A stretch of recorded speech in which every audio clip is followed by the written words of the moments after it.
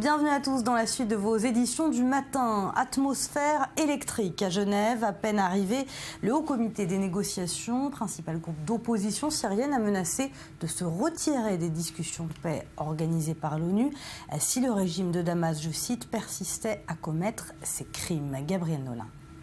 Restera pas, rien n'est sûr. À peine arrivé à Genève, la principale coalition des opposants au régime syrien, le Haut Comité aux négociations, menace de quitter les discussions si Damas poursuit les sièges et les bombardements. Nous sommes prêts. Nous voulons que cela soit un succès. Nous sommes prêts à entamer les négociations, mais nous voulons voir au moins un petit quelque chose sur le terrain en Syrie. Réunie à Riyad, l'opposition syrienne, soutenue notamment par l'Arabie Saoudite et la Turquie, avait initialement boycotté l'ouverture de ces pourparlers. Elle refusait d'entamer les négociations tant que les bombardements de civils et les sièges avaient lieu. Mais après 4 jours d'hésitation, elle avait finalement accepté de participer aux discussions. Changement de dernière minute, l'opposition refuse de communiquer par l'intermédiaire des émissaires prévus à cet effet, avec le régime de Damas installé dans une autre pièce. C'est important pour nous. C'est important d'arrêter ces massacres. Vous savez, notre peuple, nos enfants se font tuer par les tirs aériens russes ou en mourant de faim. Nous sommes ici pour arrêter tout cela. Ensuite, nous irons négocier.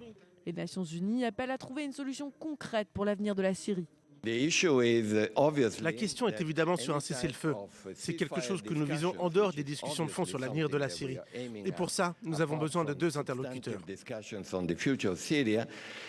La rencontre doit traiter des questions humanitaires, mais aussi de la mise en place d'une autorité de transition politique, ainsi que de l'organisation d'élections d'ici à la mi-2017. Des thèmes qui sont loin de faire l'unanimité. Le sort réservé à Bachar el-Assad, notamment, reste un gros point de contentieux. Les négociations sont prévues pour durer 6 mois. Les tensions entre les différents pays acteurs dans la région ajoutent encore aux difficultés. La Turquie vient d'accuser la Russie d'avoir violé son espace aérien, un geste qualifié de mensonge et de propagande par Moscou. Il y a 2 mois, Ankara avait abattu un avion militaire russe qui survolait son territoire. Voilà, Myriam, la date des négociations a déjà été repoussée à plusieurs reprises. Là, elles n'ont même pas encore commencé, qu'elles menacent déjà d'imploser.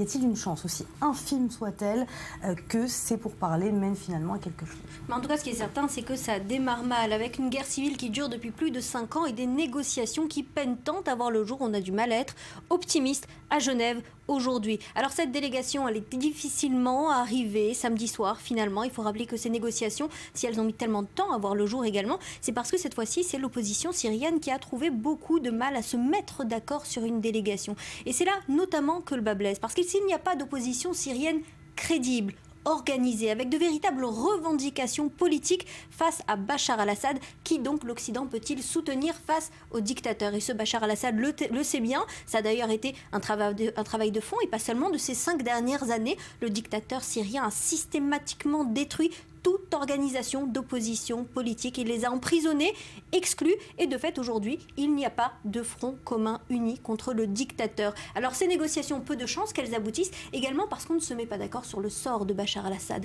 Maintenant que l'ennemi numéro 1 n'est plus Assad, mais Daesh, et sur cela, même la France a changé et a tourné sa veste, et bien du coup, on a du mal à s'entendre sur les priorités. L'opposition syrienne n'en est certainement pas une, et ce n'est pas pour rien si à peine arrivée, elle menace déjà de repartir. En quelques mots, un nouvel acteur qui est entré en jeu et qui, là non plus, n'est pas d'accord avec le reste de la communauté internationale sur le sort à réserver à Bachar el-Assad, c'est l'Iran. Effectivement, il vient de conclure sa tournée européenne. Sa visite de charme, le président Rouhani a réintégré le rang des nations internationales. Il est redevenu un acteur diplomatique majeur et ce, personne ne le nie. Alors on le sait bien, l'Iran est très actif sur la scène syrienne, notamment par le biais de son satellite, l'organisation terroriste du Hezbollah, et soutient de fait le président Bachar al-Assad et l'aide à lutter contre Daesh, effectivement, mais également contre les rebelles, qu'ils soient modérés ou djihadistes. Et finalement, en Syrie, ce qui va continuer à régner, eh bien, c'est la loi du plus fort. Et la loi du plus fort sur le terrain, eh bien, elle est dans les mains de la Russie et de Bachar al-Assad.